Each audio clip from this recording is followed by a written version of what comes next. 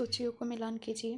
Question है, max weber economy and society यथा Berlin की है। 4 ऐसे ऑन लिबर्टी रोजा लक्समबर्ग है। Social reform and revolution. फिर मिल्टन फ्रीडमैन की है कैपिटलिज्म एंड फ्रीडम। ओके, तो मैक्स वेबर अर्थव्यवस्था और समाज।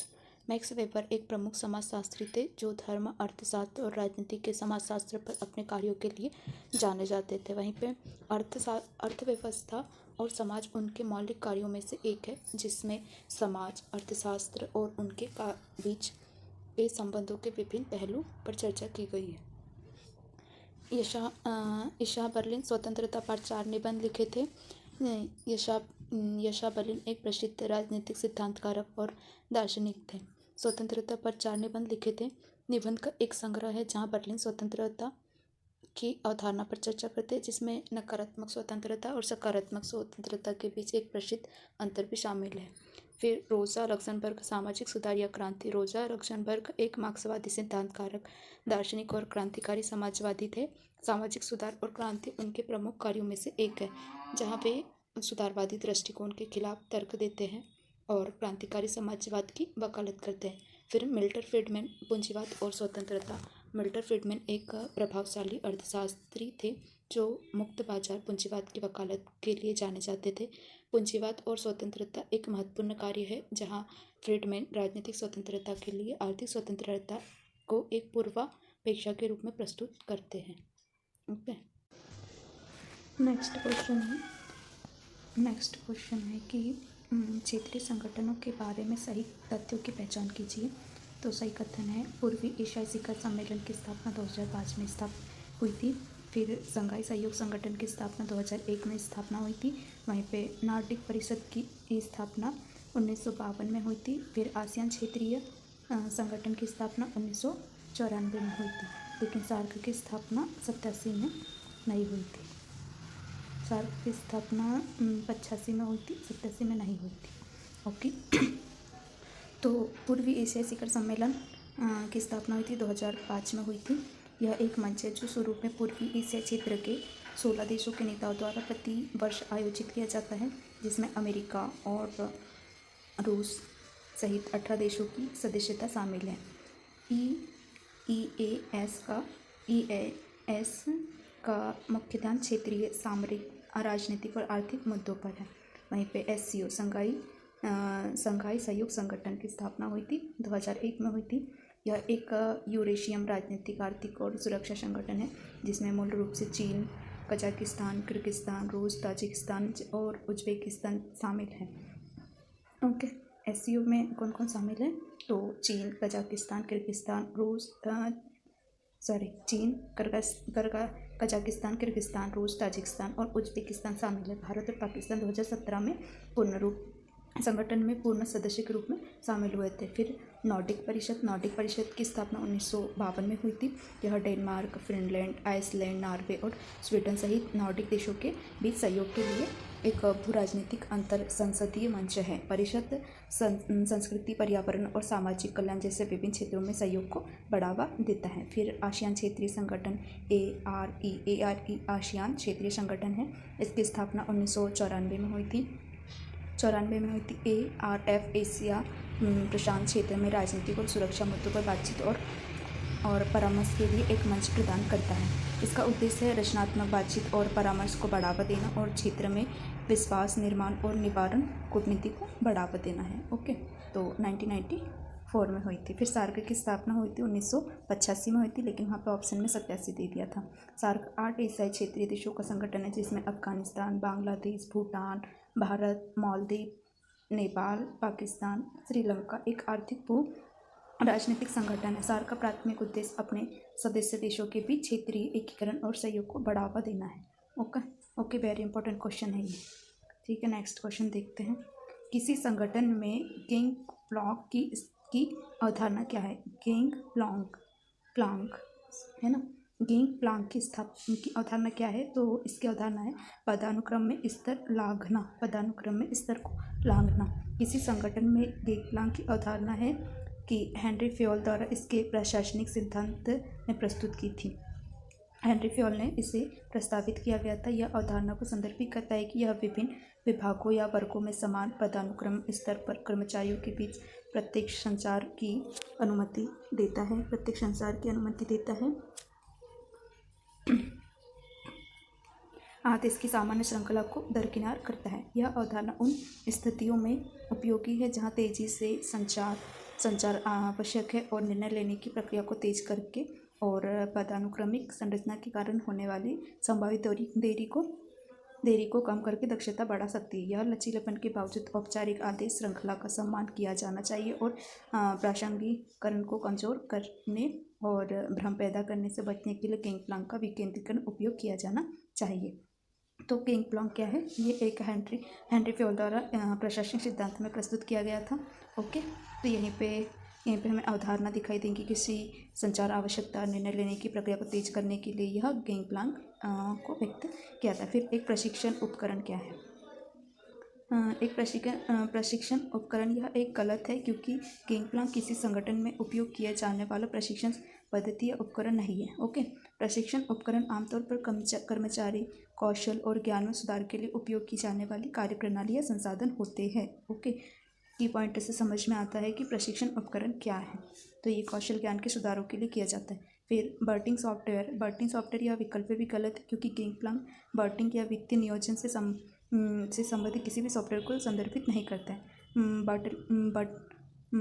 बजटिंग सॉफ्टवेयर वित्तीय पूर्वानुमान, बजट निर्माण और वित्तीय संरक्षण में मदद करता है। Budgeting software, okay, budgeting software समझ में आता है कि क्या है। ये है बजट के लिए, बजट और वित्तीय विश्लेषण के लिए मदद करता है। फिर एक लेखा एजेंसी ऐसी फर्म है जो लेखा परीक्षक और वित्तीय परामर्श सेवा प्रदान करता है। ओके, तो ये की पॉइंट से समझ में आता है कि क्या है। ये पदानुक्रम में स्तर लांघना होता है। गैंगप्लांक हेनरी फ्योल द्वारा उनके प्रशासनिक सिद्धांत में प्रस्तुत किया गया था। यह अवधारणा है विभिन्न विभागों या वर्गों में समान पदानुक्रम स्तर पर कर्मचारियों के बीच प्रत्यक्ष संचार की अनुमति देता है। आदेश की सामान्य श्रृंखला को दरकिनार करता है। यह अवधारणा उन स्थितियों में उपयोगी जहां तेजी से संचार आवश्यक है और निर्णय लेने के लिए प्रक्रिया को तेजी करने के लिए पदानुक्रम की आवश्यकता होती है। ओके, तो ये क्वेश्चन था जिसका आंसर है पदानुक्रम में स्तर को लांघना। नेक्स्ट क्वेश्चन है, किसने सुझाव दिया कि पूंजीपति धारणाओं और मूल्यों को एक प्रतिद्वंदी सर्वहारा आधिपत्य और सहमति के निर्माण की स्थापना द्वारा उखाड़ फेंकने की आवश्यकता है? तो एंटोनियो ग्राम्सी द्वारा यह सुझाव दिया गया था। क्या है? क्वेश्चन फिर से पढ़ते हैं। किसने सुझाव दिया कि पूंजीपति धारणाओं और मूल्यों को एक प्रतिद्वंदी सर्वहारा आधिपत्य और सहमति के निर्माण की स्थापना द्वारा उखाड़ फेंकने की आवश्यकता है? तो एंटोनियो ग्राम्सी द्वारा। क्या है ये? एंटोनियो ग्राम्सी एक इतालवी मार्क्सवादी दार्शनिक और कम्युनिस्ट राजनीतिक थे जिन्होंने राजनीतिक सिद्धांत, समाजशास्त्र और भाषा विज्ञान पर व्यापक रूप से लिखा था। वे अपने सांस्कृतिक आधिपत्य के सिद्धांत के लिए सबसे अधिक जाने जाते थे, जो वर्णन करता है कि कैसे राज्य और शासन पूंजीपति वर्ग पूंजीपति समाजों में सत्ता बनाए रखने के लिए सांस्कृतिक संसाधनों का उपयोग करते हैं। ग्राम्सी ने तर्क दिया कि एक क्रांति के सफल होने के लिए सर्वहारा वर्ग को पूंजीपति मूल्यों और मान्यताओं के प्रभुत्व को चुनौती देने के लिए एक प्रतिद्वंदी आधिपत्य स्थापित करना होगा। इनमें एक नई सामूहिक इच्छा शक्ति बनाने के लिए सहमति का निर्माण भी शामिल है। तो एंटोनियो ग्राम्सी द्वारा हमें ये सब दिखाई देता है कि वह मार्क्सवादी थे, दार्शनिक थे, कम्युनिस्ट थे और उन्होंने कैसे आधिपत्य के सिद्धांत को स्थापित किया, कैसे पूंजीपति वर्ग के समाजों में सत्ता बनाए रखने के लिए सांस्कृतिक संसाधनों का उपयोग किया। ग्राम्सी ने तर्क भी दिया कि क्रांति के सफल होने के बाद सर्वहारा वर्ग को पूंजीपति मूल्यों और मान्यताओं के प्रभुत्व को चुनौती देने के लिए एक प्रतिद्वंदी आधिपत्य स्थापित करना होगा। ये सब बातें यही थी। ओके, एंटोनियो ग्राम्सी द्वारा पूंजीपति धारणा और मूल्यों को प्रतिद्वंदी सर्वहारा आधिपत्य समिति के निर्माण की स्थापना द्वारा उखाड़ फेंकने की आवश्यकता है, एंटोनियो ग्राम्सी द्वारा कहा गया था। फिर एथिनो गिडेस एक ब्रिटिश समाजशास्त्री है जो अपने संरचना के सिद्धांत और आधुनिक समाजों के समग्र दृष्टिकोण के लिए जाने जाते थे। उन्होंने ग्राम्सी की तरह सर्वहारा आधिपत्य या पूंजीपति मूल्यों के उन्मूलन की अवधारणा पर भी ध्यान केंद्रित नहीं किया। फिर जॉन स्टुअर्ट मिल एक ब्रिटिश दार्शनिक और राजनीतिक अर्थशास्त्री थे जो स्वतंत्रता, उपयोगिता और प्रतिनिधि सरकार पर अपने कार्य के लिए प्रसिद्ध थे। मिल के सिद्धांत व्यक्तिगत स्वतंत्रता और उपयोगितावादी नैतिकता पर केंद्रित है, न कि मार्क्सवादी वर्ग संघ आधिपत्य पर। वहीं पे फिर राम मनोहर लोहिया दिखाई देंगे, तो भारतीय स्वतंत्रता सेनानी थे जिसमें और समाजशास्त्री नेता भी थे। लोहिया ने समाजवाद और निचले वर्गों के उत्थान की वकालत की थी, लेकिन अपने विचार ग्रामसी के सांस्कृतिक आधिपत्य और सामाजिक निर्भर पर ध्यान केंद्रित करने से अलग थे। तो मतलब हमें यहाँ पे दिखाई देते हैं एटियोनो ग्रामसी। ओके, नेक्स्ट क्वेश्चन है कि घटनाएं हुई थी और किस वर्ष में हुई थी, उससे मिलान करना है। तो क्या है, डम्बर्टन ओक्स सम्मेलन हुआ था 1944 में। फिर है स्वेज नहर में संयुक्त राष्ट्र शांति सुरक्षा मिशन 1956, संयुक्त राष्ट्र विकास कार्यक्रम की स्थापना हुई थी 1965 और संयुक्त राष्ट्र पर्यावरण कार्यक्रम की स्थापना हुई थी 1972 में। फिर डम्बर्टन ओक्स सम्मेलन 1944 में हुआ था। यह वाशिंगटन डीसी के डरबन ओक्स में आयोजित बैठकों की एक श्रृंखला थी, जहां संयुक्त राज्य अमेरिका, यूनाइटेड किंगडम, सोवियत संघ और चीन के प्रतिनिधियों ने एक विश्व संगठन के प्रस्ताव तैयार किए जो संयुक्त राज्य पर आधार बनेगा। यह बैठकें संयुक्त राष्ट्र की स्थापना के लिए आधार तैयार करने में महत्वपूर्ण थी। वहीं पे यहाँ पे क्या था कि यहाँ पे बैठक हुई थी जो यहाँ पे क्या थी कि संयुक्त राष्ट्र का आधार बनाने के लिए यह बैठक की गई थी। फिर स्वेज नहर पर संयुक्त राष्ट्र शांति रक्षा मिशन 1956 बना था। 1956 में स्वेज संकट के दौरान पहला संयुक्त राष्ट्र आपातकालीन बल UNEF तैनात किया गया था, ताकि स्वेज नहर में शत्रुता की समाप्ति की सुरक्षा और पर्यवेक्षण किया जा सके। इस मिशन ने संयुक्त राष्ट्र द्वारा बड़े पैमाने पर संगठित शांति रक्षा और कार्यों की शुरुआत को चिन्हित भी किया था। 1956 का स्वेज नहर संकट था। संयुक्त राष्ट्र विकास कार्यक्रम की स्थापना 1965 में हुई थी। संयुक्त राष्ट्र विकास कार्यक्रम की स्थापना 1965 में विशेषज्ञ सलाह, प्रशिक्षण और अनुदान सहायता प्रदान करके देशों की सतत विकास प्राप्ति में मदद करने के लिए की गई थी। यह गरीबी में कमी, HIV, एड्स, लोकतांत्रिक शासन, ऊर्जा और पर्यावरण, सामाजिक विकास और संकट रोकथाम और पुनर्प्राप्ति पर केंद्रित थी। ओके, तो ये बैठक हुई थी। वहीं पर संयुक्त राष्ट्र पर्यावरण कार्यक्रम की स्थापना 1972 में हुई थी। स्टॉकहोम में मानव पर्यावरण पर संयुक्त राष्ट्र सम्मेलन के बाद 1972 में संयुक्त राष्ट्र पर्यावरण कार्यक्रम UNEP की स्थापना की गई थी। UNEP संयुक्त राष्ट्र की पर्यावरणीय गतिविधियों का समन्वय करता है और विकासशील देशों को पर्यावरण की दृष्टि से सही नीति और प्रथाओं को लागू करने में सहायता करता है। मुख्य घटनाएं क्या थी? डम्बर्टन ओक्स सम्मेलन ने अंतर्राष्ट्रीय सहयोग और संयुक्त राष्ट्र के गठन की नींव रखी थी। स्वेज नहर संकट ने संघर्षों को रोकने के लिए अंतर्राष्ट्रीय शांति सेना की आवश्यकता को उजागर भी किया था। UNDP और UNEP की स्थापना ने वैश्विक विकास और पर्यावरणीय मुद्दों को संबोधित करने में महत्वपूर्ण कदम उठाया था। तो ये कुछ घटनाएं थी जो सन वाइज हमने देख ली। ओके, नेक्स्ट क्वेश्चन है, निम्नलिखित को कालानुक्रम में व्यवस्थित करना है। पहला है, हम्बुराबी ने विधिक संहिता बुलाई गई। हम्बुराबी में विधिक संहिता बुलाई गई। वहीं पे दूसरा है, एडवर्ड प्रथम की आदर्श संसद बुलाई गई। सी है, वेस्टफेलिया की संधि ने संप्रभुता की धारणा को लागू किया। वहीं पे फिर है, ई है, न्यूजीलैंड महिलाओं को मतदान और का अधिकार देने वाला पहला देश बना। ओके, तो घटनाएं थी A, B, C, E और D। ये कालक्रमानुसार थी। पहले हम्बुराबी ने विधिक संहिता स्थापित की थी 1954 में। यह बेबीलोन के राजा हम्बुराबी द्वारा घोषित सबसे पुराने और सबसे पूर्ण लिखित विधिक संहिताओं में से एक है। एडवर्ड की मॉडल संसद बुलाई गई थी 1295 में ईस्वी में। यह अंग्रेजी संसद का एक प्रारंभिक रूप था जिसमें आम लोग शामिल थे, जो भविष्य की संसदीय संरचनाओं के लिए एक मिसाल कायम करता था। फिर वेस्टफेलिया की संधि ने संप्रभुता की धारणा को लागू किया था 1648 में। इस संधि ने यूरोप में 30 साल के युद्ध को समाप्त कर दिया था। इसे आधुनिक राज्य व्यवस्था की शुरुआत माना गया, जो राज्य संप्रभुता के सिद्धांत पर जोर देती है। वहीं पर न्यूजीलैंड महिलाओं को मतदान का अधिकार देने वाला पहला देश बना था। वेरी इंपॉर्टेंट, न्यूजीलैंड था जो महिलाओं के मतदान के लिए पहला मतदान के लिए पहला देश बना था 1893 में। न्यूजीलैंड के इस फैसले ने दुनिया में पहली बार महिलाओं को संसदीय चुनाव में मतदान का अधिकार दिया था। फिर मानव अधिकार की सार्वभौमिक घोषणा को संयुक्त राष्ट्र की स्वीकृति थी 1948 ईस्वी में। यह ऐतिहासिक दस्तावेज संयुक्त राष्ट्र महासभा द्वारा अपनाया गया था और यह सार्वभौमिक रूप से संरक्षित होने वाले मौलिक मानवाधिकार को निर्धारित करता है। ओके, तो ये सन वाइज है जो डेट इम्पोर्टेंट है, तभी हम क्रमानुसार जमा सकते हैं। ओके, नेक्स्ट क्वेश्चन देखते हैं। ये भी है, संवैधानिक संशोधनों प्रावधानों को उनके कालक्रमानुसार व्यवस्थित कीजिए। तो है सी, पीबी वर्ष की समाप्ति हुई थी। फिर दिल्ली के संबंध में विशेष प्रावधान थे। ई में है मंत्रिपरिषद में मंत्रियों की कुल संख्या लोकसभा में। फिर सहकारी समिति का संवर्धन। और डी है विधान मंडल में महिलाओं का प्रतिनिधित्व। पीबी वर्ष का उन्मूलन 1971 है। यह संशोधन जिसे 26वां संशोधन अधिनियम 1971 के रूप में जाना जाता है। पीबी वर्ष को समाप्त कर दिया गया था, जो भारतीय संघ में उनके एकीकरण के लिए मुकाबले के रूप में रियासतों के पूर्व शासकों के लिए दिए जाने भुगतान है। दिल्ली के संबंध में विशेष प्रावधान 1991।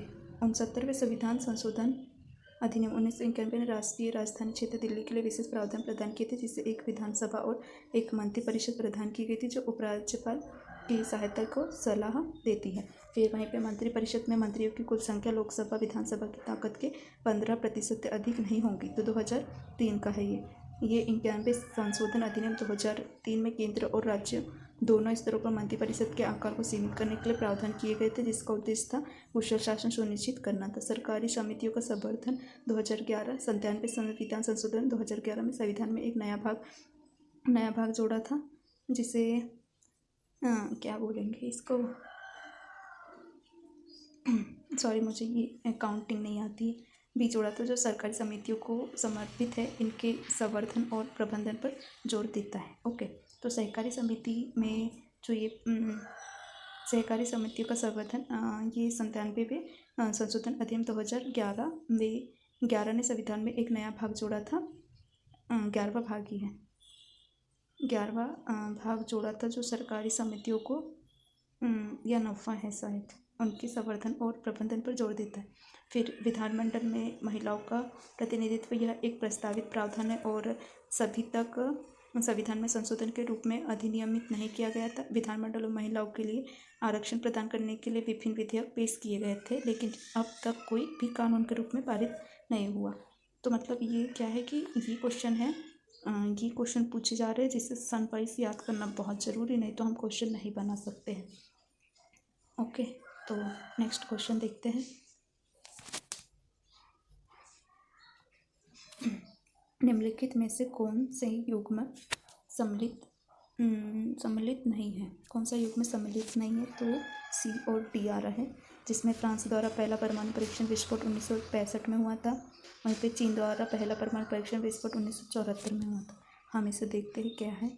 यूएसए पहला परमाणु परीक्षण, यूएसए द्वारा पहला परमाणु परीक्षण हुआ था। संयुक्त राज्य अमेरिका ने अपना पहला परमाणु परीक्षण किया था 1945 को किया था, जिसे ट्रिनिटी परीक्षण के रूप में भी जाना जाता है। यूएसएसआर द्वारा पहला परमाणु परीक्षण विस्फोट, यहाँ पे देखो यूएसए ने 1945 में किया था, तो वहीं पे सोवियत संघ ने किया था 1949 को पहला परीक्षण किया था। वहीं पे फ्रांस का पहला परीक्षण हुआ था 1965 से में नहीं हुआ था, लेकिन 13 फरवरी 1960 को हुआ था। चीन द्वारा पहला परमाणु परीक्षण विस्फोट हुआ था 1974 में, 74 में नहीं हुआ था, बल्कि 16 अक्टूबर 1964 को किया गया था। और भारत का पहला परमाणु परीक्षण विस्फोट, भारत ने पहला परमाणु परीक्षण 18 मई 1974 को किया था। ओके, तो ये है यूएसए का है, यूएसए का 1945, यूएसएसआर का है 1949, फ्रांस का यहाँ पे 60 आएगा। वहीं पे चीन द्वारा परमाणु परीक्षण विस्फोट किया था 74 दिखा रहा है, लेकिन चीन का है 64 में किया था,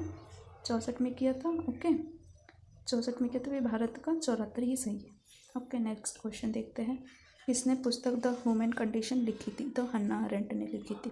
हन्ना अरेंट ने क्या लिखी थी? द ह्यूमन कंडीशन पुस्तक लिखी थी, जो 1958 में प्रकाशित हुई थी। राजनीतिक सिद्धांत और दर्शन में एक मौलिक कृति है, जहाँ अर्नेस्ट श्रम, कार्य और क्रिया के क्षेत्र में मानवीय गतिविधियों की प्रकृति की पड़ताल करती है। अर्नेस्ट इन परिस्थितियों की जांच करती है जिनके तहत मानव जीवन विकसित हुआ और इन परिस्थितियों पर आधारित आधुनिकता का प्रभाव था। वहीं पे मैक्स वेबर एक जर्मन समाजशास्त्री और दार्शनिक राजनीतिक अर्थशास्त्री थे, जो पश्चिमी पूंजीवाद और नौकरशाही राज्य के विकास पर अपने सिद्धांत के लिए जाने जाते थे। उन्होंने the Protestant ethic and the spirit of the capitalism जैसी महत्वपूर्ण कृतियाँ लिखी थी, लेकिन उन्होंने द ह्यूमन कंडीशन नहीं लिखी थी। ओके।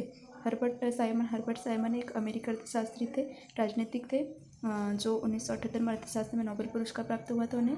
वे निर्णय लेने और कृत्रिम बुद्धिमत्ता पर अपने काम के लिए जाने जाते थे, विशेष रूप से प्रशासनिक व्यवहार, लेकिन द ह्यूमन कंडीशन नहीं लिखी थी उन्होंने।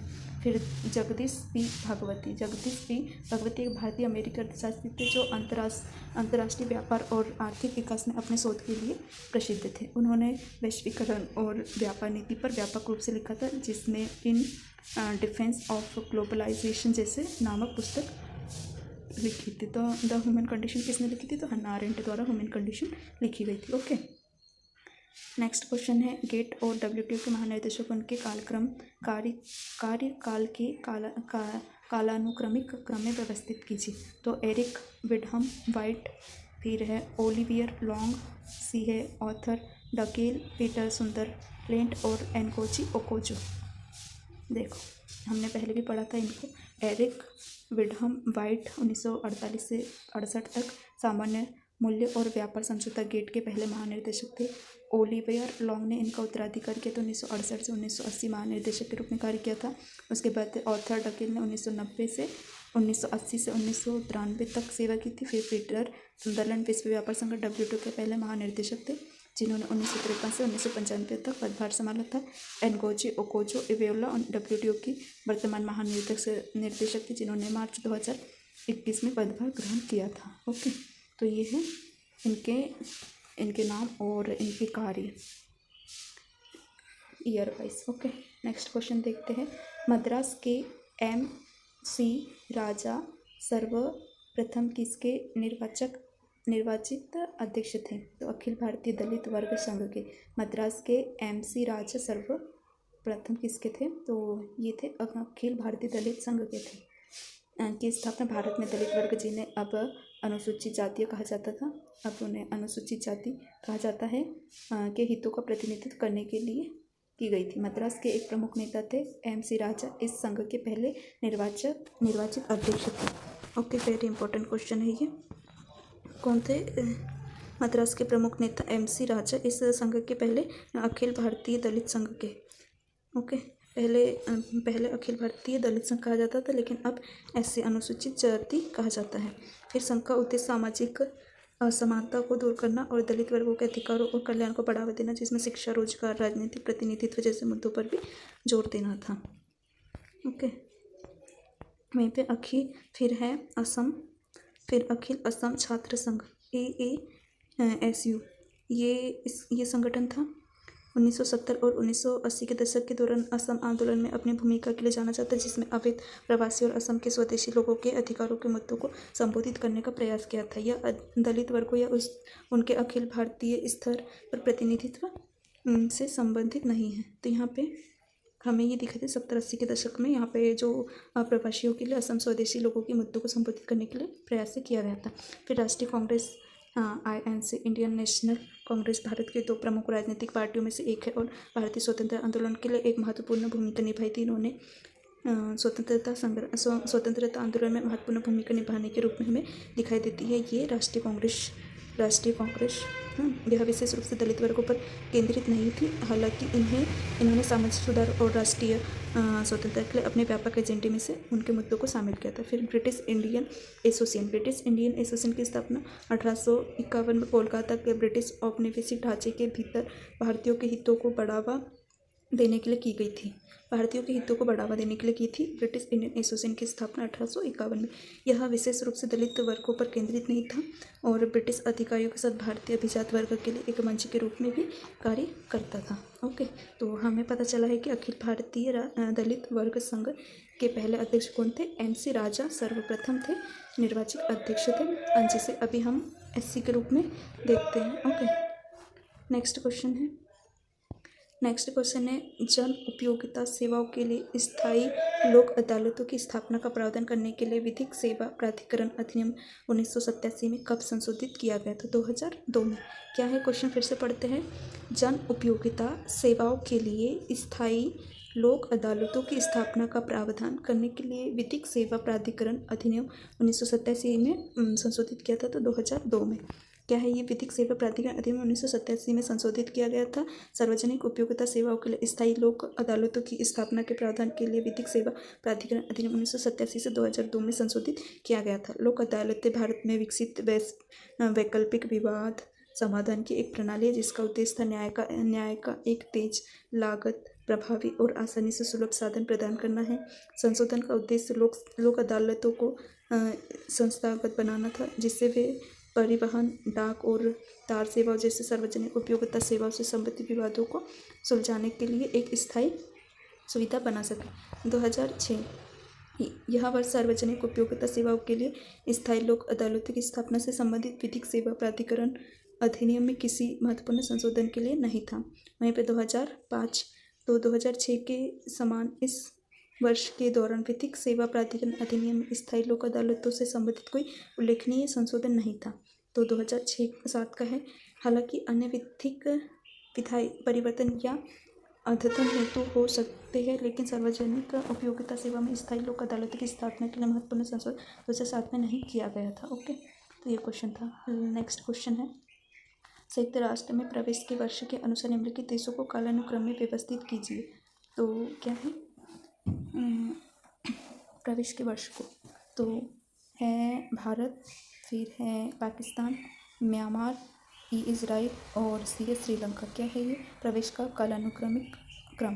भारत 1945 को संयुक्त राष्ट्र का सदस्य बना था। क्या है ये कि संयुक्त राष्ट्र में प्रवेश के लिए, तो संयुक्त राष्ट्र में प्रवेश हुआ था सबसे पहले 1945 में, फिर पाकिस्तान 1947 में आया, म्यांमार 48 में आया और 49 में इजराइल और 55 में श्रीलंका को शामिल किया गया था। ये ऐसा क्रम है। ओके, फिर पर्यावरणीय घटनाओं को कालानुक्रम में व्यवस्थित कीजिए। तो सी है ग्रीन पीस की स्थापना, डी है भोपाल रसायन संयंत्र आपदा, ई है चेरनोबिल परमाणु आपदा, बी है रियो घोषणा और एजेंडा 21 का प्रकाशन, वहीं पे ए है मीनामाता कन्वेंशन ऑन मरकरी। तो ग्रीन पीस की स्थापना 1971 में हुई थी, एक वैश्विक पर्यावरण संगठन जिसकी स्थापना 1971 में वैंकूवर कनाडा में हुई थी। यह प्रत्यक्ष कार्यवाही, पैरवी और अनुसंधान के माध्यम से महत्वपूर्ण पर्यावरणीय मुद्दों पर ध्यान केंद्रित करता है।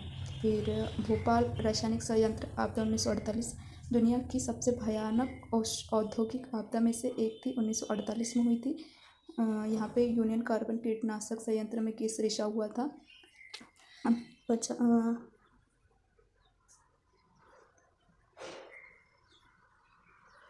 यहाँ पे 5 लाख से अधिक लोग मिथाइल आइसोसाइनेट के संपर्क में आए थे, जिससे हजारों लोगों की मौत हुई थी और दीर्घकालीन स्वास्थ्य प्रभाव पड़े थे। ओके, फिर चेरनोबिल परमाणु आपदा 1986 की थी। यह एक भयावह परमाणु दुर्घटना थी 1986 में। यूक्रेन में तब सोवियत संघ का हिस्सा की चेरनोबिल परमाणु ऊर्जा संयंत्र में हुई थी। इसने वातावरण में बड़ी मात्रा में रेडियोधर्मी कणों को छोड़ा था, जिससे व्यापक प्रदूषण और दीर्घकालीन स्वास्थ्य प्रभाव हुए थे। रियो घोषणा और एजेंडा 21 का प्रावधान 1900 संयुक्त राष्ट्र द्वारा पर्यावरण विकास सम्मेलन UNCED जैसे पृथ्वी शिखर सम्मेलन के रूप में जाना जाता है। 1992 में रियो डी जेनेरो ब्राजील में आयोजित किया गया था। वैश्विक स्तर पर सतत विकास को बढ़ावा देने के लिए रियो घोषणा की एजेंडा 21 का अपनाया गया था। फिर पारा पर मीनामाता कन्वेंशन 2013 में हुआ था। ये स्वास्थ्य और पर्यावरण को पारे में प्रतिकूल प्रभाव से बचाने के लिए वैश्विक संधि है। इसे अक्टूबर 2013 में अपनाया गया था, 2017 में इसे लागू किया गया था। तो ये क्रम है जो पर्यावरण घटनाओं को कालक्रम में व्यवस्थित किया था। तो हमें दिखाई दिया ग्रीन पीस हुआ था, ग्रीन पीस 71 में हुआ था, भोपाल रसायन केस 84 में हुआ था, तो 86 में हुआ था चेरनोबिल परमाणु आपदा, फिर रियो सम्मेलन हुआ था 1900, प्रकाशन रियो एजेंडा 1992 और 2013 में पारा मीनामाता कन्वेंशन हुआ था। ओके, नेक्स्ट क्वेश्चन है, निम्नलिखित देशों को 2023 में सैन्य व्यय के अनुसार आरोही क्रम में व्यवस्थित कीजिए। तो ए दक्षिण कोरिया, बी है यूक्रेन, ई है रूस और डी है चीन और संयुक्त राज्य अमेरिका। देखो, सैन्य व्यय के अनुसार विश्व के सबसे बड़े सैन्य खर्च करने वाले देश हैं व्यय।